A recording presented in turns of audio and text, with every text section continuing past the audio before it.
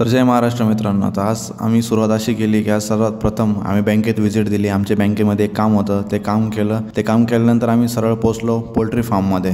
तिथे आपल्याला अंड्याचे ट्रे घ्यायचे होते. श्रावण होता, श्रावणामुळे आपल्याला अंडे खाता आले नाही, पण आता प्रॉपर डाएट करायची आहे. काकांना म्हटलं, काका एक ट्रे नाही डायरेक्ट 2 ट्रे द्या. काकांनी मस्तपैकी 2 ट्रे आपल्याला दिले.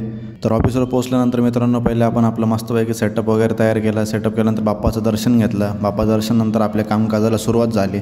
त्यानंतर आपले स्वप्नील भाऊ आले होते, त्यांना राजस्थानची टूर पाहिजे होती. त्यांना एक आपण बेटर ऑप्शनमध्ये एक पॅकेज दिला.